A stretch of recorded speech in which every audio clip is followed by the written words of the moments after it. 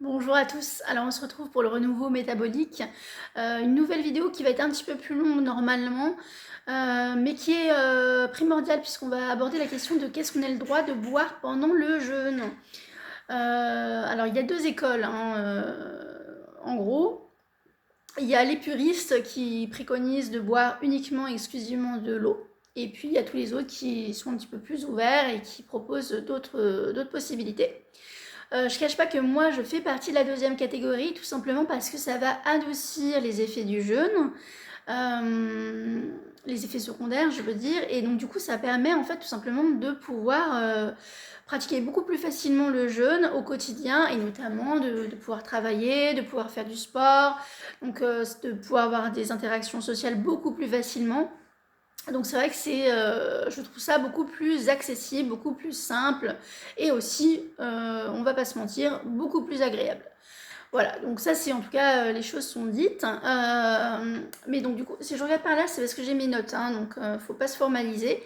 Mais du coup, moi j'ai fait une liste de boissons qui sont, on va dire, enfin que moi je conseille à consommer avec modération et à éviter pendant le jeûne pour réussir votre jeûne et la poursuite, on va dire, après le jeûne. Donc en boisson à consommer à volonté, il y a bien évidemment l'eau, ça semble évident. Cependant, il y a trois, il y a pas qu'une seule type d'eau, donc il faut quand même, voilà, l'idéal ce serait quand même de pouvoir alterner différents types d'eau. L'eau de source, l'eau du robinet filtrée. Donc ça c'est l'eau plate à consommer évidemment tout au long de la journée. Moi je vous conseille vraiment de pas, surtout si vous êtes en surpoids et tout ça, de pas lésiner sur les quantités parce que ça va vraiment aider et éviter en fait tout ce qui est déshydratation, et c'est vraiment pas le moment d'être déshydraté. Voilou. Par contre, ce qui serait bien, c'est d'alterner, d'ajouter aussi de l'eau minérale, tout simplement pour éviter, on va dire, une perte trop importante en minéraux. Donc l'eau minérale va venir rajouter des minéraux naturels. Vous pouvez aussi ajouter de l'eau gazeuse, notamment quand vous êtes dans un cadre d'interaction sociale. Voilà, les autres vont boire peut-être de l'alcool. Bon, bah, vous prenez un Perrier avec une rondelle de citron. Vous rajoutez aussi une pincée de sel, je vais en parler après. Et voilà, vous avez une boisson, vous n'êtes pas complètement coupé. On ne va pas forcément vous poser des questions sur pourquoi tu bois, pourquoi tu ne consommes pas. Au contraire, là, tu consommeras quelque chose, mais voilà, vous n'avez pas besoin de vous expliquer automatiquement sur le fait que vous faites un jeûne. Et ça peut être un vrai plus-value, surtout sur les jeûnes longs, quoi. Et en plus de ça, l'eau gazeuse a une particularité, c'est que, en tout cas, les bulles vont aider à calmer les sensations, la sensation de faim. La sensation de faim, en tout cas pour les premiers jours, donc ça peut être aussi très utile de ce point de vue-là. Attention cependant aux personnes qui ont un estomac, un système digestif assez fragile, puisque c'est vrai que l'eau gazeuse a tendance à provoquer des ballonnements, à provoquer des gaz. Mais par contre, pour tous les autres et tout, ça peut être un vrai atout, notamment pour tout ce qui va être interaction sociale. Et en particulier, si vous éprouvez du stress à l'idée de parler du jeûne, de dire que ce soit à vos proches, à vos collègues et tout, que vous êtes en train de faire un jeûne, ça peut être un moyen, en fait, tout simplement d'esquiver et de ne pas avoir à vous justifier ou à vous exprimer là-dessus. Voilà, donc c'est pour ça que moi je le conseille aussi. Ensuite, en boisson à prendre au quotidien, ou en tout cas très souvent pendant le jeûne, il y a les électrolytes, hein. Les boissons aux électrolytes, moi je vous conseille surtout une boisson aux électrolytes maison. Dans les électrolytes, en fait, c'est tout simplement les minéraux, hein. Puisqu'évidemment, pendant le jeûne, il y a une très très forte perte de minéraux, donc c'est important en fait tout simplement d'en consommer. Et tout simplement, vous pouvez faire une boisson maison avec de l'eau, un citron pressé, à quelques cuillerées de vinaigre de cidre et du sel. Alors si possible, prenez un sel de qualité, hein, prenez des ingrédients vraiment de qualité, bio, vraiment, c'est pas le moment de prendre des choses du commerce, on va dire. et vous faites une boisson comme ça va vous aider. Et c'est souvent quand vous avez des maux de crâne pendant le jeûne, et bien c'est souvent en fait qu'il y a une perte de minéraux. Donc voilà, le but c'est en fait tout simplement de compenser la fuite de sodium, de potassium, de magnésium qui est liée à la baisse d'insuline. Voilà. Et ça évite en fait ce qu'on appelle, c'est l'expression, on appelle ça le jeûne gris. Donc c'est en fait c'est toutes les sensations un petit peu désagréables que certaines personnes peuvent sentir pendant le jeûne, les maux de crâne, les crampes, les vertiges, la fatigue intense. C'est souvent lié en fait à la question des minéraux. Voilà. Donc moi je vous conseille de faire ça, mais je vous conseille de le faire en boisson maison. Allez pas forcément acheter ce qu'il y a dans le commerce, parce que parfois ils rajoutent du sucre, enfin, comme partout, hein, ils rajoutent du sucre partout. Et ben là c'est le cas également. Donc je vous conseille tout simplement de faire une boisson maison. C'est très simple à faire, et au moins vous avez la certitude de ce qu'il y a dedans. Ensuite, vous pouvez boire du bouillon d'os. Donc là, c'est pareil, c'est une boisson qui souvent crée des polémiques, on va dire, dans le milieu du jeûne, puisque effectivement les puristes vont considérer que dans la mesure où le bouillon d'os contient des protéines par le biais du collagène, eh bien il y a une rupture du jeûne.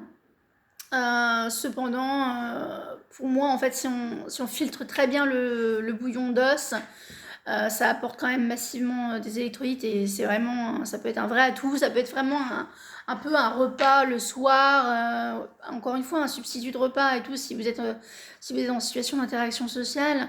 Voilà, vous avez une boisson, vous avez quand même quelque chose et tout, et ça peut être une vraie plus-value pendant le jeûne. Et puis surtout c'est riche, c'est riche en acides aminés, c'est riche en minéraux, c'est vraiment super.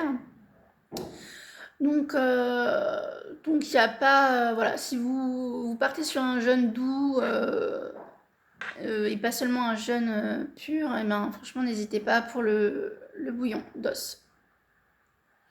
Ensuite, autre boisson qui peut être extrêmement intéressante si vous avez le budget, parce que c'est vrai que là on est, pour le coup, les autres boissons sont pas très, sont fort peu dispendieuses, mais là l'eau de Quinton, donc le plasma marin, alors que c'est quand même de l'eau de mer à la base, et bien c'est vrai que les prix peuvent être très élevés, mais c'est vrai que c'est une boisson qui a ses avantages.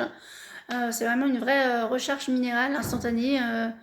Donc ça peut être très bien si vous avez un coup de pompe, si vous avez voilà, des vertiges, si vous avez des sensations un petit peu désagréables.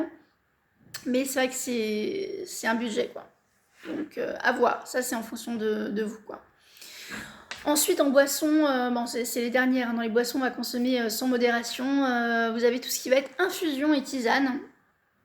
Et pareil, ça peut être un substitut de repas très agréable et tout. Ça peut être aussi l'occasion de booster certains des organes, de travailler certains organes, de travailler certaines problématiques que vous avez au quotidien par le biais des tisanes de plantes. Voilà, donc là, n'hésitez pas à en consommer sans modération pour le coup. Ça peut être vraiment un bon substitut de repas. Voilà, la verveine peut aider au sommeil, puisque le sommeil est quand même très perturbé pendant le jeûne. Donc ça peut venir un petit peu compenser. Voilà, donc là on a fait le tour avec les boissons à consommer sans modération. Et avant de parler des boissons à consommer avec modération, et même vous pouvez ne pas les consommer du tout d'ailleurs, je voulais aussi vous rappeler que si vous ressentez le besoin d'être accompagné pendant votre jeûne, c'est parfaitement compréhensible. Il est primordial de se sentir en situation de sérénité, en situation de contrôle, entre guillemets, pendant le jeûne. Et si vous avez besoin d'être accompagné, et ben écoutez, moi je suis là pour ça, hein. C'est l'une de mes pratiques et tout en tant que naturopathe. Donc vous avez toutes les informations en dessous de la vidéo et mon site internet. N'hésitez pas à me contacter, n'hésitez pas aussi si vous avez des questions. N'hésitez pas si vous avez des questions et tout à me les poser, que ce soit en message privé ou sur les réseaux sociaux, ou même tout simplement en commentaire en dessous de la vidéo. J'y répondrai avec grand plaisir. Donc voilà, petite page pub terminée. Donc maintenant on va pouvoir parler des boissons à consommer avec modération. Donc là, en gros, il n'y a pas de rupture du jeûne métabolique. Mais c'est quand même des boissons qu'il faut consommer avec parcimonie. Donc tout d'abord, il y a évidemment le café noir, sans sucre, sans lait et sans aspartame, hein, ça va sans dire. Mais c'est vrai que l'avantage du café noir, c'est que en tout cas la caféine peut stimuler l'autophagie, donc ça peut booster un petit peu, on va dire, les effets du jeûne, ça peut être sympa. Mais voilà, attention parce que sur un estomac vide et tout, le café, ça peut être quand même un petit peu agressif, donc à consommer avec modération. Mais si vous tenez à votre café, sachez que ça ne va pas rompre le jeûne, donc vous pouvez y aller. Ensuite, autre boisson, le thé. Qui peut être une bonne alternative aussi au café. L'avantage du thé et tout, c'est qu'il est thé noir et thé vert, toujours sans sucre, sans lait, sans aspartame, ça va sans dire. L'avantage, c'est qu'il est riche en antioxydants, donc c'est vrai que ça peut être très avantageux, quoi. Donc voilà, mais toujours quand même à consommer avec modération parce que y a la théine, donc ça va un petit peu énerver l'organisme, quoi. En boisson, potentiellement à consommer avec modération, vous avez le kombucha. Donc le kombucha qui peut être une boisson assez agréable pour la détoxification du foie. Donc qu'est-ce que c'est le kombucha? Le kombucha, c'est du thé qui est fermenté par une colonie symbiotique de bactéries et de levures. Voilà, ça c'est le terme officiel. Donc c'est une boisson qui est c'est une boisson pétillante, un petit peu pétillante, très acidulée, très agréable en bouche. Donc l'avantage du tout, c'est que c'est une boisson qui a des atouts au niveau de la détoxification du foie. Donc c'est vrai que ça peut être bien, notamment pour si vous avez des suspicions, on va dire, d'intoxication de votre organisme aux métaux lourds. Donc ça, et puis aussi, tout simplement, c'est des toxines, tout, mais notamment pour tout ce qui va être métaux lourds, ça peut être effectivement une plus-value pendant le jeûne, mais à consommer avec modération, vraiment de temps en temps, quoi, puisqu'il n'y a pas de rupture du jeûne, mais alors par contre, idéalement quand même en boisson maison.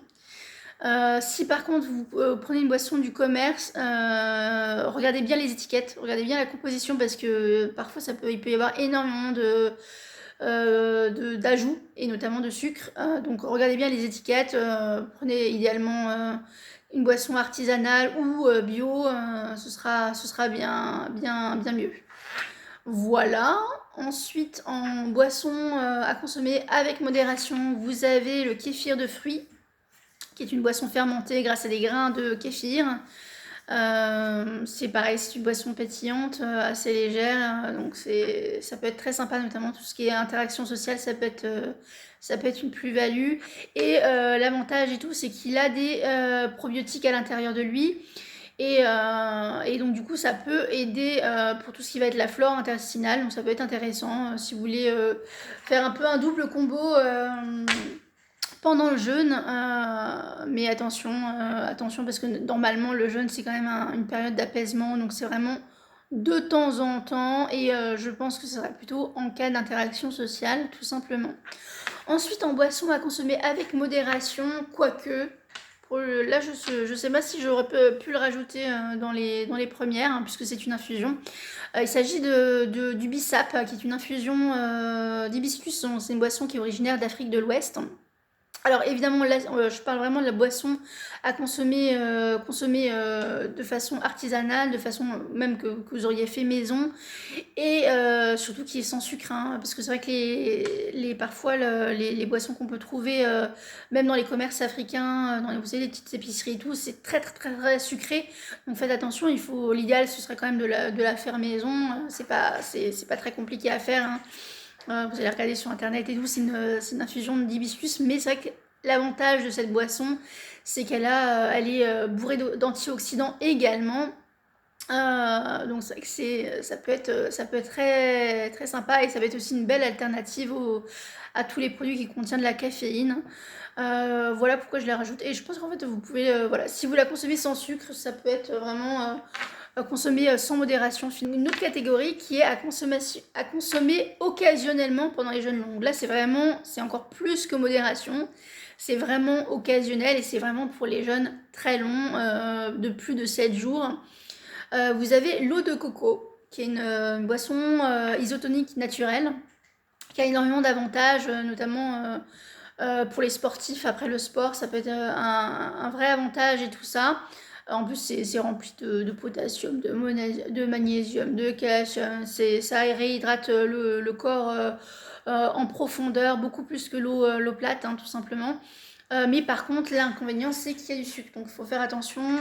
Il faut vraiment la consommer avec grande parcimonie, parce que c'est même en dehors des jeunes d'ailleurs, parce que ça contient quand même beaucoup de sucre. Donc, on peut vite avoir des surprises, quoi.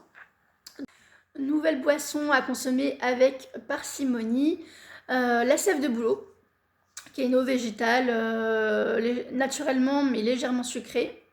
Donc l'avantage, c'est qu'elle est très reminéralisante. Le problème, c'est qu'effectivement, il y a une présence de glucides, et donc il faut faire attention à ne pas provoquer une rupture de jeûne. Voilà. Donc à consommer vraiment avec parcimonie, et seulement pour les jeûnes très très longs. Ensuite, en boisson à consommer avec parcimonie, je dirais qu'il y a une de mes boissons préférées, on va dire, à titre personnel, qui est la ginger beer. Donc c'est une boisson fermentée aussi à base de gingembre. Je vous conseille de la consommer maison, d'en faire une maison, ou alors en tout cas de manière artisanale, de faire très attention notamment à tout ce qui est boisson du commerce, parce qu'il y a énormément de sucre dedans. Donc ce serait dommage de rompre le jeûne. Surtout qu'il y a quand même énormément d'avantages dans la ginger beer. C'est un anti-inflammatoire très puissant. C'est aussi un remède pour tout ce qui va être nausée, ballonnement, digestion, digestion, vous savez, paresseuse. Et c'est un très grand tonique pour le système immunitaire. Donc il y a vraiment beaucoup d'atouts.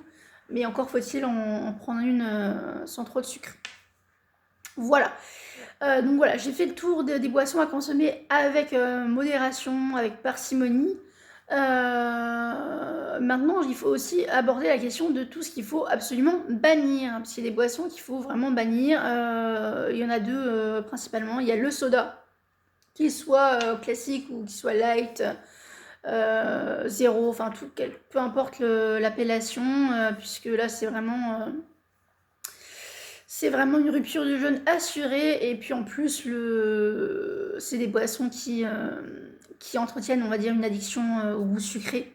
Or, là, un des avantages, on va dire, du jeûne, ça va être de calmer, voire de faire disparaître cette addiction au sucre. C'est même une des raisons primordiales pour lesquelles on peut jeûner.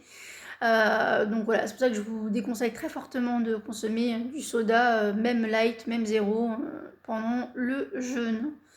Et en plus, il va provoquer une sécrétion d'insuline qui va faire chuter la glycémie et qui va provoquer des sensations de faim. Donc, provoquant potentiellement une rupture de jeûne, parce que vous allez faire une crise de boulimie ou quelque chose comme ça. Donc, vraiment, on ne veut pas faire ça du tout. On ne veut pas provoquer des sensations de faim involontaires. Donc voilà, pas de soda, quel qu'il soit.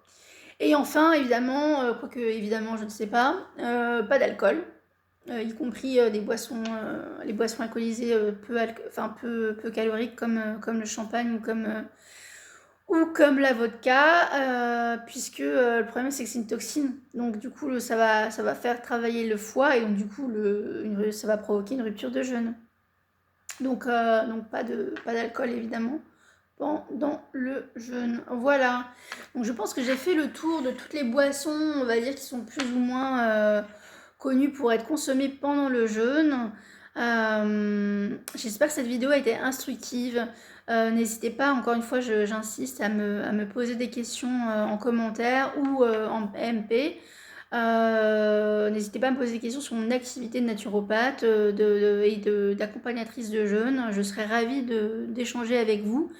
Voilà, sur ces bonnes paroles, je vous laisse, et puis je vous dis à la prochaine vidéo. Bonne journée.